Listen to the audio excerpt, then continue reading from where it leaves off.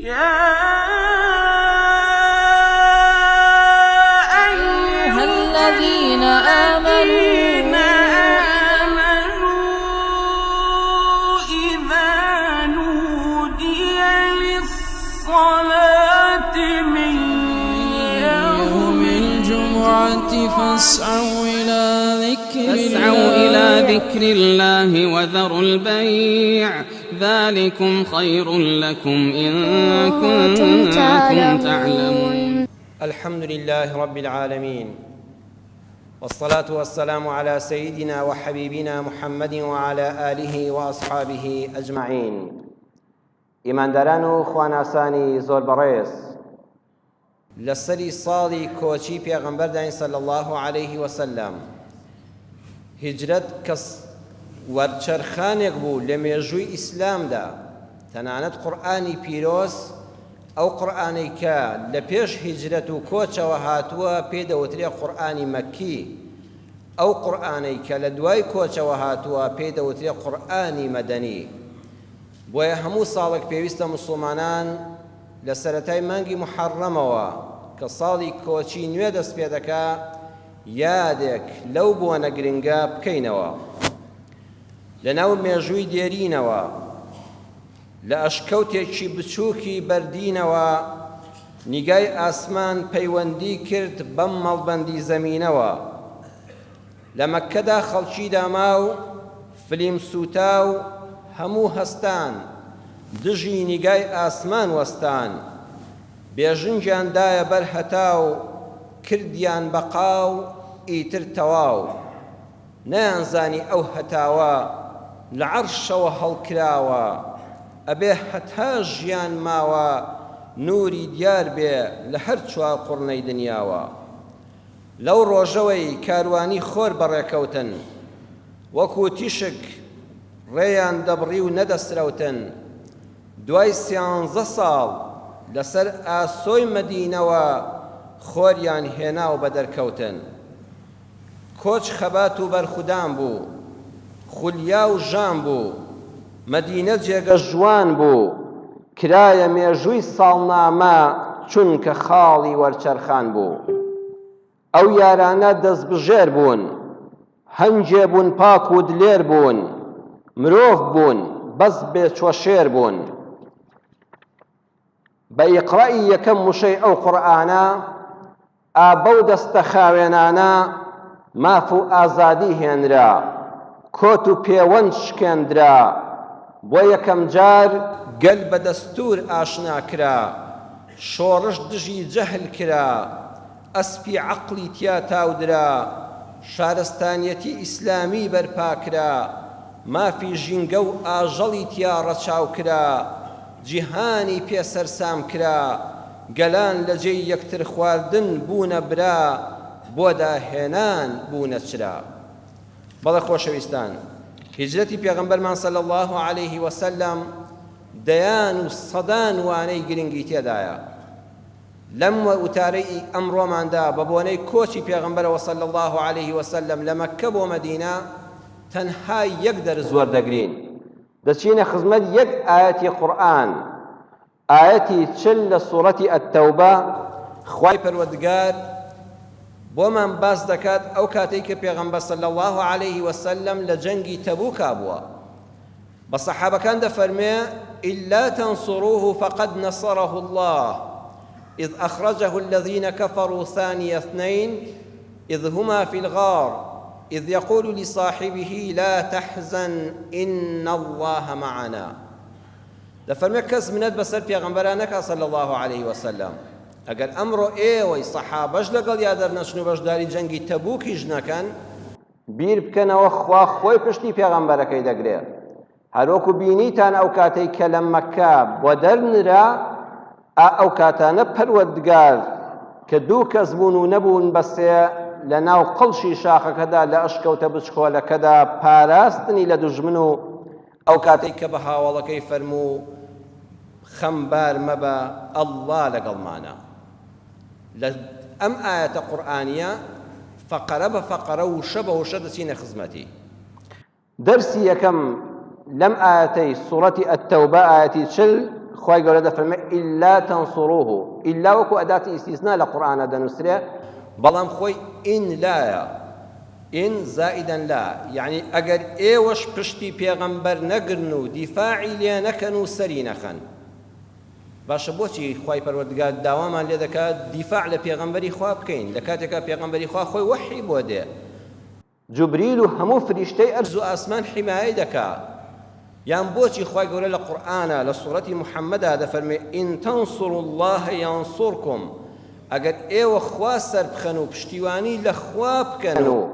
خوای گەورە پارێزن خوای گەورەش دەتان پارێزێ و سەرکەوتنتان بەنسیب دەکا و سەرتان دەخا باشە خوای رب العالمین کە ئەرز و ئاسمان و کەون و کائیناتی خۆیەتی چی پێویستی بەوەیە ئێمە شەڕی لەسەر بکەین و دیفاعی لێ بکەین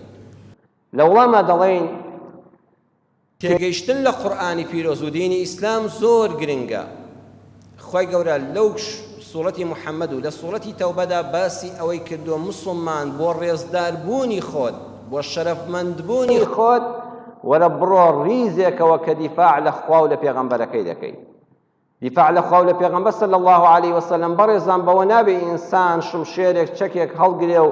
هەرچی قسەیەکی کرد بچی بیکوژی یعنی نعوذ بالله خوا بە خۆی دەسەڵاتی نییە تۆ بچی خەڵکی لە جیاتی بکوژی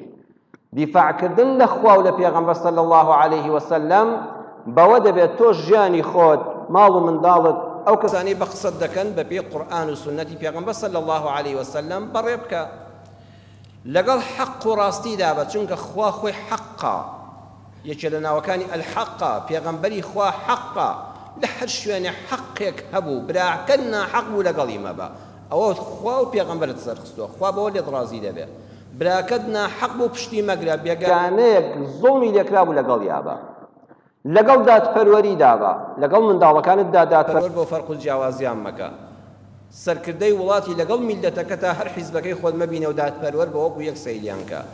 مۆزەفی لە دایرەیەکە ڕێز و حرمەتی پیاوێکی ڕیشسپی مامۆستایەکی ئاینی مامۆستایەکی زانکۆ هەر یەکە بە دەرەجەی خۆی ڕێز و حرمەت شتێکی زۆر جوان و چاکە بەڵام دادپەروەر بە هەموو هاوڵاتیەکان بە چاوی یەک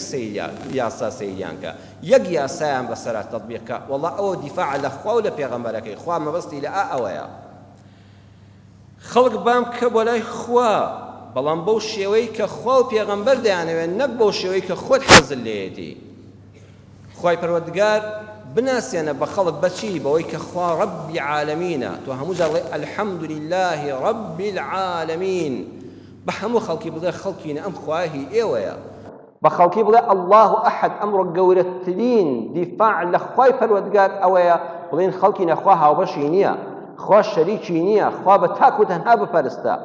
پێی بڵێن الله الصەمەد خوا بێ ئیحتیاجە شەریعەتێکی کاملی ئیسلامی بۆ ناردوین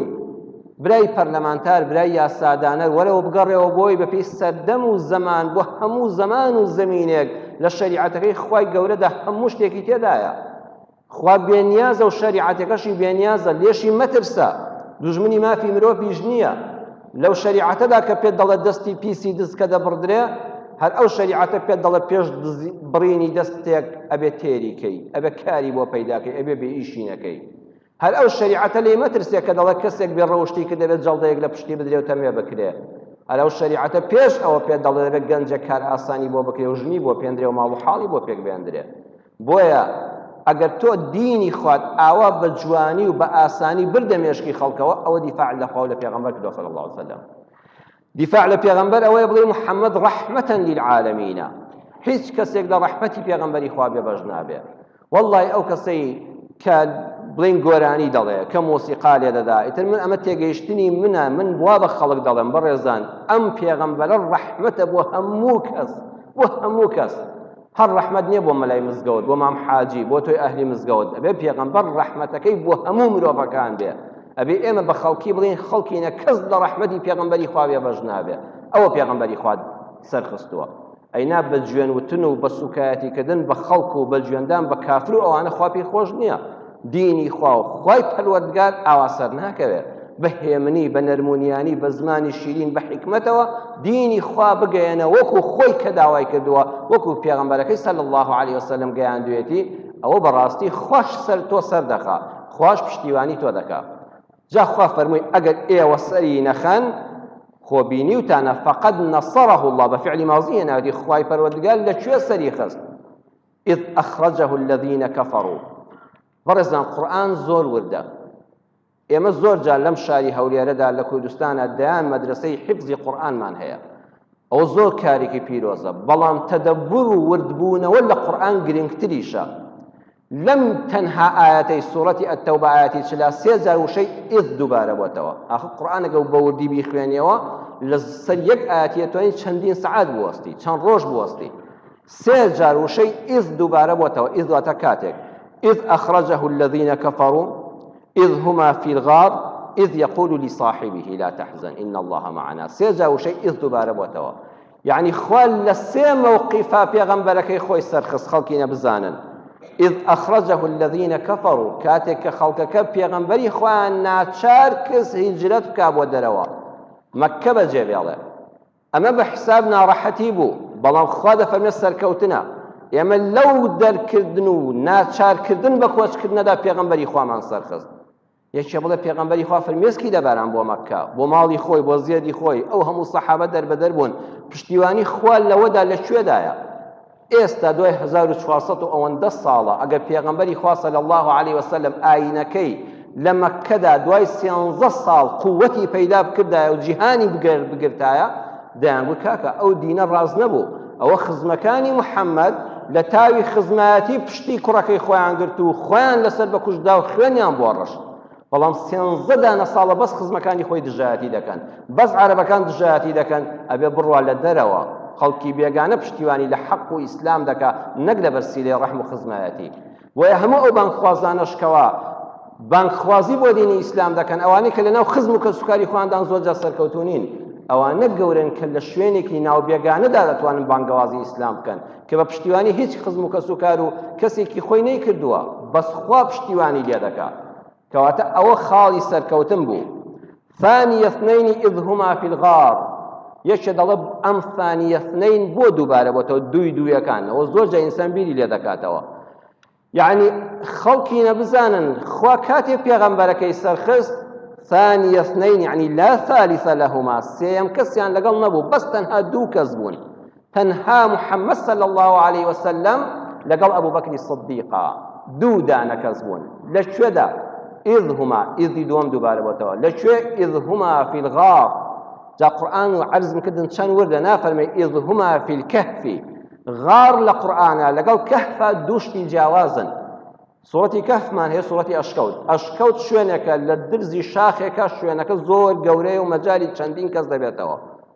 لە سەرما و گەرما دەتپارێزێ بەڵام غار قەڵشی شاخێکی بچووکە کە جێی 2 نەفەر 3 نەفەر دەبێتەوە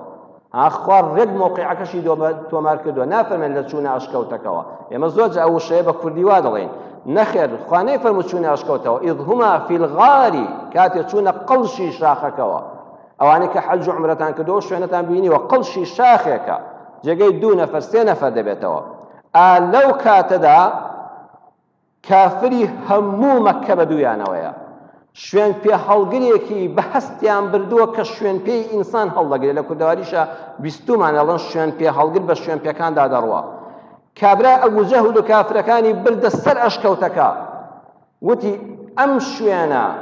ئەم جێپیانە من هەز دەکەم ئەمەیان ئەبوو بەکریان کوڕەکەیەتی ئەمە شوێن پێی محەممەد نەبێ هیچ کەسێکی تر نییە بەڵام لەم سەر شوێنەش سرم لێ تێک چووە واللهی لە ئەم موقعە دوور نەکەوتونەوە یان بەرز بوونەوە و بردووێ خوا بردوونی بۆ ئاسمان یان بە عەرزا ڕۆچوون بردینە ناو هەر ڕێک بەردەمی ئەشکەوتەکە وتی لەم شوێنە زیاتر دوور نەکەوتونەوە ئەمە شوێنەکە من دڵنیام و هەڵم نەکردووە بەڵام یان بەرەوە ئاسمان ڕۆیشتون یان بە ناخی زەویدا ڕۆیشتونە خوارەوە خوا دەفەرمێ ئیذ هما فی الغار لەو کاتەدا سەریان نەوی کردا پێغەمبەری خوا ئەبوو بەکر لە بەردەمیانان خوا دەفەرمێ من لەو کاتە پشتیوانی پێغەمبەرەکەی خۆمم کرد لەگەڵ ئەبوو بەکرا کە سێیەم کەسیان لەگەڵ نەبوو 2 کەس بوون أبو بكر فرموا يا رسول الله لو أن أحدهم نظر إلى قدميه أبصرنا تحت قدميه أي بيغمر إخوة والله بسر نبيكا بسر أول يكن شاويان لأياميا رجل سلمان واستاون بيغمبر فرموا ما ظنك باثنين الله ثالثهما يا أبا بكر قمانة شون بدوكس كخواس سيميانا خوا أقصي بيغمبري توماكد إذ يقول لصاحبه ثاني اثنين إذ هما في الغار إذ يقول لصاحبه جا سيدي قرآن كان عرض مكدن لسو الشو الشيء وسطين خوانا فما إذ يقول لرفيقه إذ يقول لصاحبه صاحب لقرآن يعني أو كسي شو روج لقلتا بوي لقرآن بجن بهاو سري بياو دوت لي صاحبه وصاحبته صاحبة بوجن بكاده شكو شو روج لقل بياويا يعني أبو بكر أو اندلقل بيغمبراتيك الله هاو دمي شو روجتي إذ يقول لصاحبه صاحب كسيك حموني هنيك خوتواني ولا يبدركيني أميني لي صاحب كسيك كدل صوزة فعلا أبو بكر الصديق شايني وشي صاحبي قرآن بك خوابوي بكاري هنا خوا شاهدي بودا كأبو بكر صاحبي بيغمبره هاوري راستقينيتي چونکە بەس چەند شل لەگەڵ بوو خاڵ یەکەم لە ناخەوە خۆشەویستی بۆ پێغەمبەر هەبوو صلی الله علیه وسلم کاتێک کە چۆ ماڵی ئەبوو بەکر و فەرمووی بەیەکەوە کۆچ دەکەین تۆ ڕەفیقی هیجرەتمی حەزەتی ئەبوو بەکر هۆن فرمێسک بە چاوێ هاتە خوارەوە قالت عایشە فەرمووی والله یەکەم جار بوو ببینم پیاوێک لە خۆشیاندا بگریا هەموو جار خەڵکم بینی بوو لە مەحزونیان دەگریا ئیمامی ئەبوو بەکر لە خۆشی ڕەفاقەتی پێغەمبەر فرمێسک بە چاوێ هاتە خوارەوە ناشی با بۆ سەفەری گەشت و گوزار سەفەرێکی پڕ مەترسی کە خاڵی لە 190 کوشتنی لە ڕێگادایە بەڵام چونکە ڕەفیقی پێغەمبەرە لە خۆشیانە فرمێسک بە چاویادە یعنی ناخی خۆشی دەوێت ئەمجا هەر بەناخ لەگەڵ نییە بە ماڵ کە سەفەریان کرد هەرچی پارەی هەبوو هەمووی هێناوتی ئەی پێغەمبەری خوا ئەم پارەیە هەمووی لە خزمەت جەنابەتدا بێ هەمووی بۆ ڕێبازی خوا و پێغەمبەرەکەی تەرخان کراوە بە ماڵیش لەگەڵ بوو سێمیان ئیمامی ئەبوو بەکر بەجەستە فیدای پێغەمبەری خوا بوو کە چوونە ناو قڵشی شاخەکەەوە ناو غارەکەەوە یەکەم کەس فەرمووی پێغەمبەری خوا تۆ نابێ بچێ ژوورەوە لە ڕێگاشا فەرمووی حەدم نییە پێشت کەوم بەڵام دەردەوام لە پێشتەوە دەڕۆمنەوە کەمینمان بۆ دانرابێ با کە لێماندرا لە من بدرێ لەنگ لە تۆ من دەچمە ئەشکەوتەکەەوە نەوەک مارێک دەعبایەک دوو پشکێک خۆی مەڵازدا بێ با بە منەوەدا ئەی پێغەمبەری خوا بەڵام تۆ سەلامەت بی بەجەستە فیدای پێغەمبەر بوو بەڕاستی صاحب دەبێوا بێ چوارەم خاوەنی عەقڵ بوو عەقڵ و ژیری چونکە ئینسانی وا هەیە دڵسۆز دەبوت پارەشت فیدا دەکات لە دڵیشەوە خۆشی دەوی بەڵام بەداخەوە عەقڵی تەواو نییە عەقڵی کچاک ئیش ناکە ڕەفیقی تەواو نییە صاحبی بە کەڵک نایە قورئان نەیفەرمێ صاحبەوە ئیمامی ئەبوبەکر زۆر عاقڵ بوو چونکە بازرگان بوو عالم زۆر بینی بووی لە ڕێگای مەدینەدا کە تووشیان دەبوون ئەبوبەکریان دەناسی پێغەمبەریان نەدەناسی دەیانگوت ئەبوبەکر ئەو پیاوە چێ لەگەڵتا دەیفەرموو هذا هاد يهديني السبيل دەیفەرموو ئەوە ڕێنیشاندەرمە ڕێگام نیشان دەدا کابرا وای دەزانی ڕێگاوبانی نیشان دەدا دەلیلی ڕێگایە ئیمامی ئەبوبەکر فەرمووی ئەمە ڕێگانیشاندەری هەموو خێر و چاکەیم کە پێغەمبەری خوایە هەم درۆی نەدەکرد هەم ئیحراجیش نەدەبوو هەم کابراشی لە کۆڵ دەکردەوەنە و جاسووسەکان زەفەریان پێ نەدەبرد کەواتە ئینسان ئەگەر عاقڵ بوو ڕەفیقی چاکە بۆیە ئەمین فەیزی بەگی شاعیری گەورەی کورد وتوێتی گەڕ ڕەفیق دیاری صادق بێ گەڕ ڕەفیق دیاری صادق بێت چ باکی ڕێگەتە گەر کەسی بەدخول لەگەڵدا بێ جەهەنەم جێگەتە یاری صادق زۆر گرنگە پێغەمبەر بە خۆڕایی نەبوو لە ناو سەحابەدا ئەم ئەبوو بەکرەی هەڵبژات إذ يقول لصاحبه کاتێ بە هاوڕێکەکەی دەڵێت لا تەحزەن نەیفەرموو لا تەخەف مەترسە ئەبوو بەکر نەدەترسە حوزن لەگەڵ خەفەتا فەرقی هەیە فەرمووی لا تەحزەن مەحزون مەبە ئەبوو بەکر مەحزون مەبە حزن بۆ خەفەتە بۆ ڕابردوو مەڵە چیمان پێکرا و چۆن دەربەدەرکراین لەسەر ماڵ و حاڵ و مڵک و کەس و خویاری خۆمان بە ناحەق لا تحزن محزون مەبە إن الله معنا خوامان لەگەڵا ئەمە دەرسی ئەمڕۆمانە إن الله معنا ئێمە ئەڵڵامان لەگەڵا ئەڵڵامان لەگەڵا چاودێریمان دەکا ئاگای لێمانە پشتمان دەگرێ فأنزل الله سكينته عليه خوای گەورە دڵ ئارامی داباران دەسەر دڵی پێغەمبەر صلی الله علیه وسلم سەکینەت ئەوەیە لە ئەو پەڕی تەنگانەدا دڵفەڕەحیەکت بۆ دێ هەر ئەڵێ هیچ باکن نییە پێغەمبەری خوا لە سەرڕانی ئیمام ئەبوبەکر لەو مەترسیەدا خەوی لێکەوت بوو خوا وا دڵی ئارام کرد بوو وأيده بجنود لم تروها خوای پەروەردگار دەفەرمێ کۆمەڵە فریشتەمان نارد و ئەو شوێنیان تەنی بوو هیچ کەسێک نەیتوانی سەر نزمکە باڵمان بەسەرا کێشا بوون نەیان بینین هەروەها زانایان شێخ محەممەد متەوەلی شەعراوی لە تەفسیرەکەیە زۆر جوان دەفەرمێت بجنود لم تروها ئەوەیە دڵمان خافڵاندن دڵی ئەو کافرانەش بەدەستی ئێمەوە بوو کابرا پێدەوتن ئەمە شوێنەکەیە کەمە ئاخر هەنگاویانە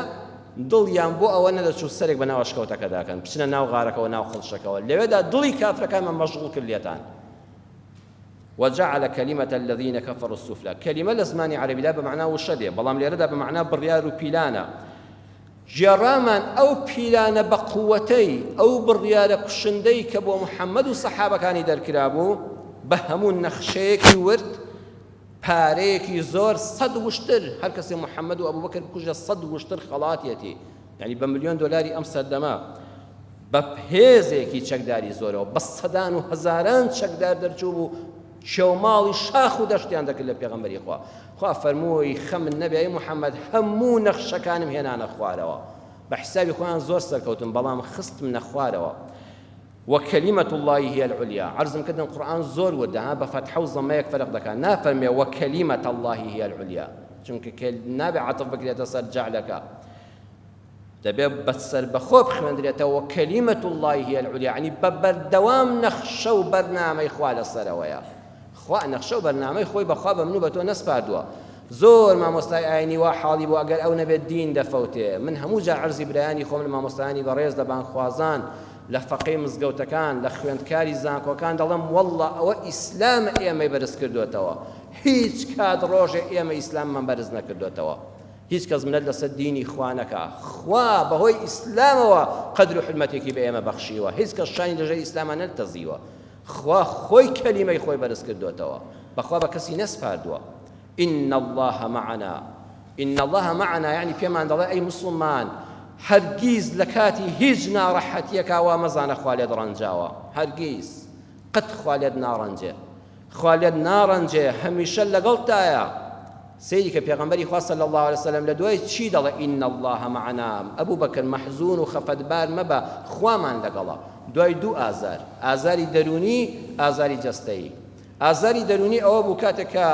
خوای گەورە لە مەککەدا کردی بە پێغەمبەر صلی الله عليه وسلم خەڵکی سەریان بەیەکەوە نابوو بە جەماعەت پێغەمبەر دەڕۆی بەرەو کەعبە دەڕۆی بەرەو ماڵ هاواریان لێ دەکات محەممەدی شێت بەڕێز ئەمە لە قورئانە تۆمار کراوە جاوەرە بە بازاڕ ڕابڕۆی خەڵک پێ دڵێن شێتە نەعوذ بالله هەر بە من و بە تۆ بڵێن دەبێت چ حاڵێکمان هەبێ دەیانگوت محەممەد مەجنونە محەممەد شێت بۆ کاکە عەقڵی لەدەستداوە بە 40 ساڵی یەخوا خوا لێن نەگۆڕێ ئاوایان دەگوت عەقڵی لەدەستدا ئەیانگوت محەممەد کاهینە ساحرە فاڵچی و فێڵبازە دەیانگوت محەممەد درۆزنە دڵێ بەدەمی خواوە دەکا پێغەمبەر نییە درۆی بەدەمی خواوە کردووە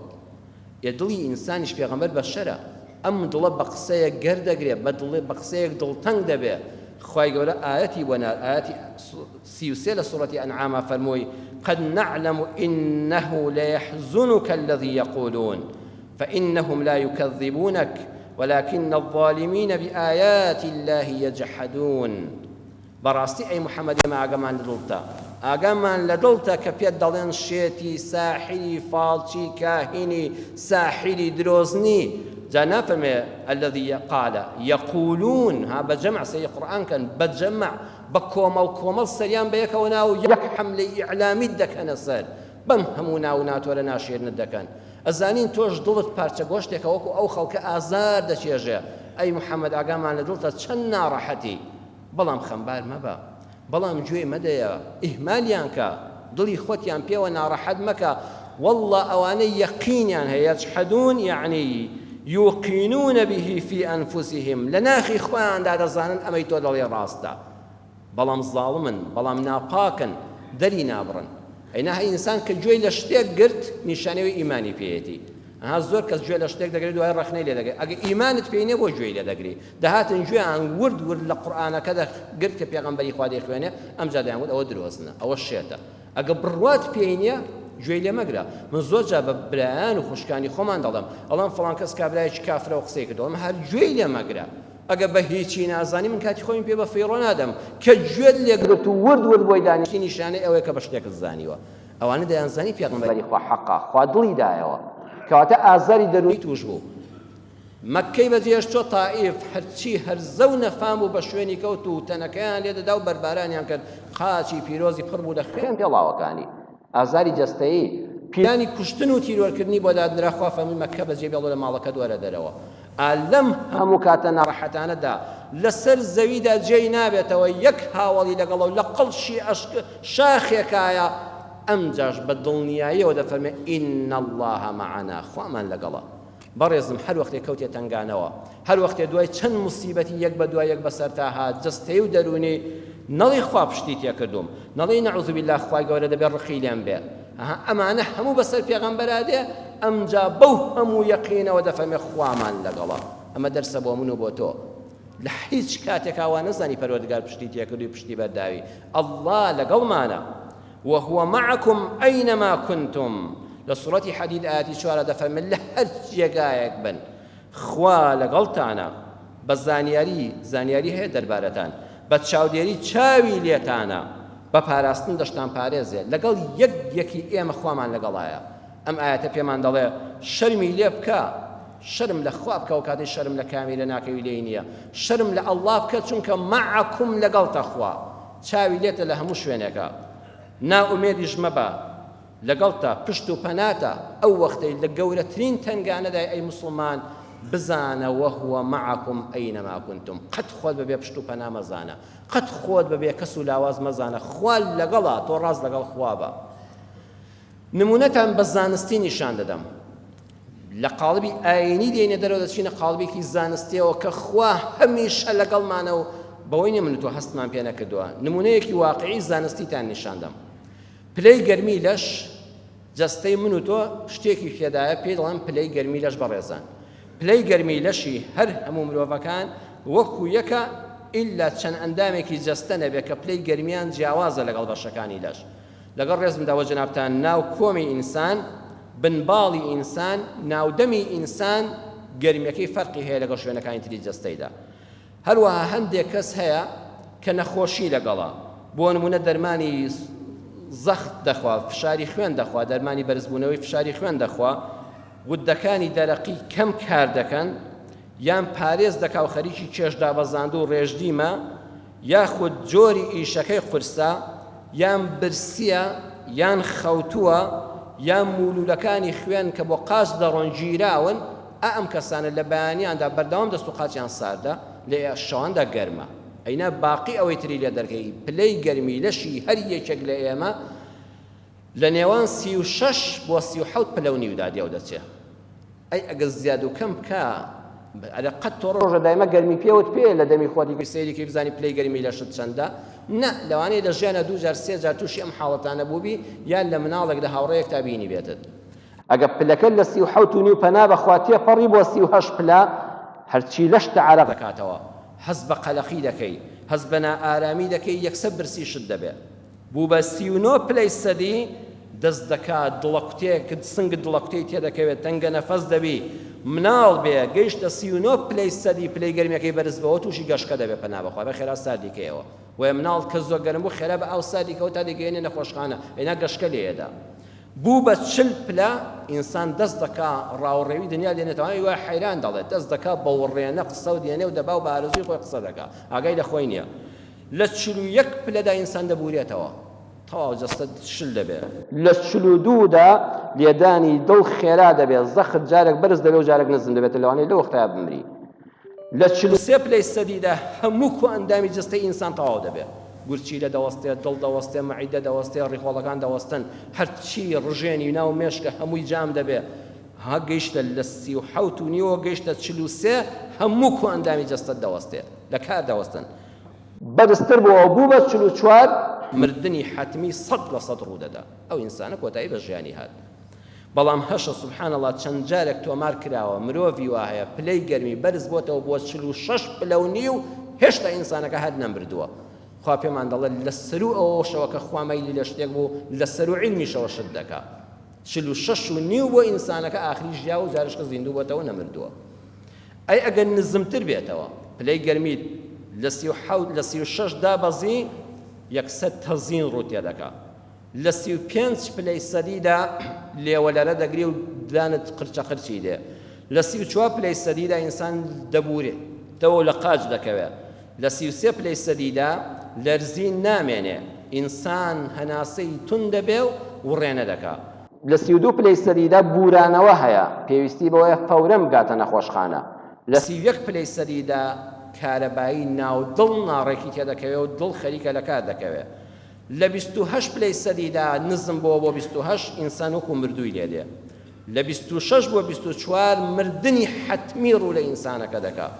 بەڵام هەش بۆ سبحان الله هەیە پلەی گەرمی لەشی دابەزیەوە بۆ 14.2 کەچی نەشمر دۆ جارشکە زیندوو بۆتەوە خوا ئەو نمونانەشمان نیشان دەدا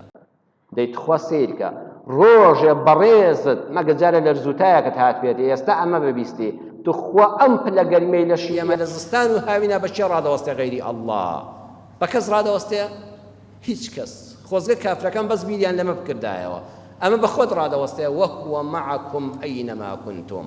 لە هەر شوێنێکی بی ئەڵڵا لەگەڵتایە شەوان خەوتووی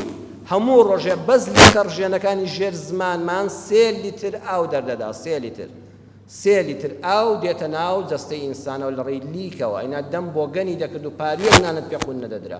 لە شەویشا هەر دێ نابێت دەموشک بێتەوە لیکەکەش بەدەمتانە دەمیشن و قاوە دەژڕاتە خوارەوە زمانە بچکۆلە بەردەوام وەکو مرورێک خێرا بۆری هەناسەتدا دەخە بۆی لیکەکە نەچێتە بۆری هەناسەتەوە نەخنکەی ئەڕواتە ناو مەعیدەتەوە دەرگاکانیشی بۆ دەکرێتەوە ئەی تۆ ئاگال لە چییە تۆ لە شیرینی خەوای ئەڵڵا لەگەڵتایە بە پارێزگاری خۆی وەهوە مەعەکم ئەینەما کونتم پێغەمبەری خوا صلی الله علیه و سلم لە ئەشکەوتە لەو غارەدا فەرمووی ئین الله معنا ئەڵڵامان لەگەڵا کۆتایی ئاەتەکە دەفەرمێ والله عەزیز حەکیم خەڵکی نەبزانن ئەڵڵا سبحانه وتعالى بەدەسەڵات و کاربەجێیە چەند جارێک پێم وتن قورئان هیچ وشەیەکی بێمانە نەهاتووە نابێ وشەیەکە لە شوێنەکەیدا بندرێ خوا لە ئاەتەکەدا لە کۆتاییدا کە پێغەمبەری خوا صلی الله علیه وسلم بە سەلامەتی ڕزگاری بوو لە غارەکە هاتنە دەرەوە بە سەلامەتی گەیشتنە مەدینە لە ئاەتەکەدا دەفەرمێ والله عەزیز حەکیم لسورة آل عمران آيات 126 هذا فرمي وما النصر إلا من عند الله العزيز الحكيم بلا خوشويستان نصر سركوتن للان خواويكوا كبالا دست بهيز كاربجيا ها دوجا للقرآن عزيز لقال حكيمة بدا الصلاة لقال كاربجي وحكيمي بو بيكوا هاتون أم آيات القرآن في مان دليا مسلمان بيست دو صفتها به بغيرة آزاو شجيع به وترسنوك نبه بلام کاربەجێ و حەکیم و لێزانیش بێ خوا هەردووکیانی بەیەکەوە هێنا کەواتە ئازایەتیەک شەجاعەتێک کە حکمت و کاربەجێی لەگەڵ نەبێ یەکسانە بەچی بە سەرشێتی خوا پیاوی سەرشێت سەرناخە مسلمانی وایە زۆر ئازایە زۆر بەغیرەت و بەعیزەتە بەڵام حتا بڵێ کارەکانی نابەجێن حتا بڵێ بێ حکمت کار دەکا ئەوە سەرشێتە ئەوە خوا سەری ناخە چونکە خوا خۆی بەدەسەڵاتە هەروەها کاربەجێشە جا سەیری پێغەمبەری خواکەن صلی الله علیه وسلم لەگەڵ ئەو هەموو عیزەت و ئازایەتیدا چۆن الأخذ بالأسباب ئەسبابەکان دەگرێتە بەر چەند کاری پڕ حکمەتە سەر شێتانە مل پێوە نانێ بڵێ وەڵام من خوا دەمپارێزێ دەڕۆم کافر حەدی چیە دێتە سەر ڕێگام پێغەمبەر هەموو شتێکی پڕ حکمەتە ئێمەی فێر کرد مسلمان دەبێت کاری بە بەرنامە بێ لە کاتی گەرمەی نوێژی نیوەڕۆدا کاتی هیجرت دەچێتە ماڵی ئیمامی ئەبوبەکر چونکە لە نیوەی گەرمای هاوینە لە نوێژی نیوەڕۆدا کەس بە دەرەوە نەبوو پێغەمبەر نوێژی نیوەڕۆ هەڵدەبژێرە کە هەموو خەڵک خەوتون و لە ژوورەوە بۆ ئەوەی بڕوە یان خەریکی نانخواردن دەچێتە ماڵی ئیمامی ئەبوبەکر با کەس نەیبینێ کە دەژڕوا جامانەیەکی هێنا و عەبایەکی هێنا و لە دەموچاوی پێچاوە بەس کونی چاوی بە دەرەوەی واتە دەمامەکی کردووە نەوەکو احتیاتی ئەوە دەکا یەکێک بە خەبەر بێ و بمبینێ چونکە لەژێر ئەو ماسکەیان نامناسێتەوە پێغەمبەر ئەوەی احتیاتی دووەمێتی سێمیان کە چۆ ژوورەوە فەرمووی ئەبوو بەکر با کەسی لێ نەبێ قسەیەکی نهێنیم هەیە فەرمووی بەس عایشە و ئەسمائی لێن کە کچەکانی خۆمان و ئەمینداری جەنابتن و یەکیان خێزانی خۆتە فەرمووی زۆر باشە ئەمرم پێکراوە هیجرەت دەکەم و تۆش هاوڕێمی یەک قسەی کەی نەکرد نەیفەرموو دەچینە چ شکەوتێک دەچینە کوێ بە کوێدا دەڕۆین کەی دەرەچین چاو لێ احتیات هێشتا دەکا نەوەک ئەم کچانە قسەیەکیان لەدەم دەرچێ هێشتا احتیات دەکا چوارەمیان بە شەو دەرچوون لە ماڵی ئەبوبەکرەوە بە شەو دەرچوون لە دەرگای پێشەوەش نەڕۆیشتن فەرمووی ئەبوبەکر کونێک هەیە لە دەرگای پشتەوەی ماڵەکەتان با لە پشتەوە دەرچین نەوەک لە پێشی ماڵەکەەوە بۆمان دانیشتنی یەکێک بمان بینێ ئەمانەمە احتیات نەمە کاربەجێیە پاشان وڵاخیان ئامادەکرد بوو باشترین وڵاخی سەفەر بۆ ڕێگا تۆ باشترین سیارەت پێ نەبێت نابڵێ تەوەکل عەلی الله با بڕۆین کوڕە خۆچی خوا نەیکا نابێ پێغەمبەری خوا موسڵمان عیزەت و ئازایەتی هەیە بەڵام کاری پڕ حیکمەت و بەرنامەیە باشترین وڵاخی سواری لە ڕێی ئەبوو بەکرەوە ئامادە کردووە ڕەفیقی سەفەری ئامادە کردووە پاشان کاری دابەش کردووە ئێمە دەڕۆین بەلا ڕێدا دەڕۆین پێغەمبەری خوا صلی الله علیه و سلم ئەو هەموو خەڵکە بە ڕێیەکدا کە بۆ مەدینە دەڕۆی دەیانزانین ڕەفیقەکانی چوونە مەدینە ڕێگاکەی گۆڕی ڕێگای کەنار دەریای هەڵبژار کە قەست تەوەقوعی نەدەکرد پێغەمبەر بەوێدا بڕوە ڕێگای گۆڕی پاشان فەرموویمە 3 ڕۆژ حتاوەکو ئەم کێوماڵە دەبڕێتەوە 3 ڕۆژ لەم قڵشی شاخەدا خۆمان پەنا دەدەین لەم 3 ڕۆژەدا پێویستیمان بەوەیە پەیوەندیمان لەگەڵ شارە نەبڕێ ڕێخستنە نهێنیەکانی ناوشاری عەبدوڵڵای کوڕی ئیمامی ئەبوبەکر بوو گەنجێک بوو تازە پێدەگەی زۆر چست و چالاک و وریە لە ناو شاری مەکە گوێ قوڵاق دەبوو بزانە کافرێک چی دەڵێ و چ بەرنامەیەکیان هەیە و بۆ کوێ چێوماڵ دەرەچێ و کوێ دەپشکنن شەو دەهات بۆ پێغەمبەری خوا و ئیمامی ئەبوبەکری دەیجێڕایەوە ئەم گەنجە دەوری هەواڵگری دەبینی پێغەمبەری خوا صلی الله علیه و سلم فەرمووی ئەسمە تۆ دەبێت نانمان بۆ بێنی دەوری ژن ئێستا زۆر خەڵک نەبێ ئافرەت بە حساب دەورێکیە بێ پێغەمبەری خوا صلی الله علیه و سلم ئەم دەورە گەورەی دابوو بە ئەسما بە کچێک ئەسما تۆ نانمان بۆ بێنە ئێوارە کە تاریک داهات نان و پێخۆرمان بێنەوە ئەشکەوتەکە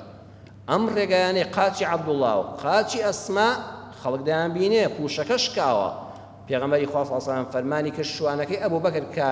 عامری کوڕی فەهیرەیە تۆش ئێواران ڕانەمەڕەکەت بەلای غارەکەدا بێنە بەلای قڵشی شاخەکەدا بێنە بۆ ئەوی شیرمان بدەیتێ لە حیوانەکان بیدۆشی حیوانەکانی ئیمامی ئەبوبەکر هەروەها جێپێیەکانی ئەسما و عەبدوڵڵاشمان بۆ بکەیتەوە خەڵک جێپێیەکانیان نەبینێ سەیری ئەم نەخشەوردانەی پێغەمبەر صلی الله علیه و سلم ئاوا کاری کردووە چوارەم ئێمە کە دەرچوین لە مەکە شارەزای ڕێگای کەنار دەریانین ئەی چی بکەین کابرایەکی کافر هەیە کافرە بتپەرستە بدەپەرستێ و ئەڵڵا ناپەرستێ بڕوای بە پێغەمبەر نێ پێغەمبەر صلی الله علیه و سلم پێغەمبەری خوا لەگەڵ ئیمامی ئەبوبەکر ئەو پیاوە بەکرێ دەگرن بەکرێ دەگرن چونکە پیاوێکی ئەمینە عەبدوڵڵای کوڕی ئوڕایقیت پیاوێکە کافرە پێغەمبەری خوا صلی الله علیه و سلم هەردوو وشترەکەی تەسلیم کردو وڵاخەکانیان تەسلیم کردو لەگەڵ ئیمامی ئەبوبەکر فڵان دەقە و سعاتی سفر بگە فڵان شوێن ئێمە دێن و سواری وڵاخەکانمان کە بە کەناری دەریادا مانگەێنە مەدینە بە ڕێگایەکە کە قاچاخەڕەیەکە بەس خۆت دەیزانی ها پێغەمبەری خوا صلی الله علیه و سلم تەعاملی لەگەڵ کافر کردووە ئەی قڕ بەسەر ئەو موسڵمانی ئەمڕۆ ببینرێ لەگەڵ کافرێکە تۆقەیەکی کردووە فڵان کەس لەگەڵ فڵان کەسە ڕسمی گرتووە کاکە پێغەمبەر صلی الله علیه و سلم لە وەرچەرخانی مێژووی ئیسلامدا پشتی بە کافر بەستووە بەڵام کافرێکی ئەمین ئەم پیاوە ئەوەندە ئەمینە پێغەمبەر ناسیوێتی هەموو نهێنیەکە دەزانێت پێغەمبەر لەکوێیە لە سعات چەندا دەرەچێت بە کوێدا دەڕوا خۆی ئەمینی ڕێگایە 100 حوشتر یعنی ئەمڕۆ بڵێ 100 ملیۆن دۆلار خەڵاتی ئەو کەسەیە شوێنەکەیمان پێ بڵێ بەڵام نایدرکێنێ کەواتە هەموو کافرێکیش بەڕێزان زەجا لە مامۆستایانی ئاینی گوێم لێڵە کافر خێری تێدا نییە کاکە کافر خێری ئیمانی تێدا نییە ئەینا کافری وا هەیە ئەمینە کافری وا هەیە دەسپاکە کافری وا هەیە لەسەری دەی درۆ ناکە تۆ ئەمانە هەڵبژێرە سوودیان لێ ببینە پێغەمبەری خوا صلی الله علیه و سلم سوودی لەم کافرە بینی لە ڕێگەی ئەم کافرە بێدینەوە بە سەلامەتی گەیشتە شاری مەدینە کرێی خۆیدایە و کابراش زۆر بە مەردانە ئەو هەموو تەماحە لە بەرچاویا بوو پێغەمبەری خوا و ئیمامی ئەبوبەکری نەفرۆشت کەواتە ئیسلام پێمان دەڵێ دینێکە ئەوێ بە کاربەجێیی بڕوا بەڕێوە بەڕێزان دینێکی عەشوایی نییە دینێکی هەڵچوون نییە دینێکی سەرشێتانە نییە هەر کەسێ دڵی گەرم بوو بڵێ وەڵا شەڕ لەسەر خوا و پێغەمبەر دەکەم ئەوە دین وا سەر ناکەوێت دین بە پرۆژەیە بە بەرنامەیە بە لێزانینە بە کاردابەشکردنە چەند کەسێکی کەم بەڵام کارێکی گەورەیان پێکرا ئومێدەوارم دەرسێکی گەورەمان لەم ئاەتە وەرگرت پێ ئین الله معنا خوایە هەمیشە لەگەڵمان نابی و چاودێریمان بکەی و هەرگیز لەژێر چاودێری تۆ دەرناچین یا ڕەبی خوایە لە گوناهەکانمان خۆش بی یا ڕەبی خوایە زیاتر ئاشنامان کەی بە ناسین و شارەزابوون لە قورئانەکەت لە سیرە و ڕێبازی پێغەمبەرەکە صلی الله علیه وسلم یا ربی خوای پروردگار ئەوەی نەخۆشە خوایە لە بەرەکەتی ئەم ڕۆژی جومعە و دوعای خێری مسلمانان و ئامینی ئەم ئیماندارانە خوایە بە شیفای خۆت یا شاف یا الله خوایە شیفای بدەیت یا ربی خوایە ئەوەی نەخۆشە شیفای بدەیت ئەوەی دڵبەخەمە دڵخۆشی کەی ئەوەی هەر گرفتێکی هەیە هەلی قەوماوێکی هەیە هەر ناڕەحەتیەکی گەورەی هەیە خوایە دەرگای ڕەحمەتی خۆتی لێ بکەیەوە یا ربی خوایە چۆن پێغەمبەری خوات پاراز لە ئەو پەڕی ناڕەحەتیدا خوایە هەر یەکێک لە ئێمە پارێزی خوایە منداڵەکانمان پارێزی خوایە خێزانەکانمان پارێزی خوایە ماڵەکانمان پارێزی یا ئەڵڵا مزگەوتەکانمان پارێزی یا ربی خوایە ئەم کوردستانەشمان پارێزی خوای ئەم کوردستانەمان لەگەڵ هەموو وڵاتانی جیهاندا دوورکەی لە شەڕ و شۆڵ لە فیتنە و ئاشوب و لە دووبەرەکی ناوخۆ لە شەڕی بێگانەکان یا ڕەبی خوا ڕەحم بە حاڵی هەموو لایەکمان کە ئیمانمان سەلامەت کە عاقبەتمان خێرکەی آمین آمین والحمد لله رب العالمين يا أيها الذين آمنوا إذا نودي للصلاة من يوم الجمعة فاسعوا إلى ذكر الله وذروا البيع ذلكم خير لكم إن كنتم تعلمون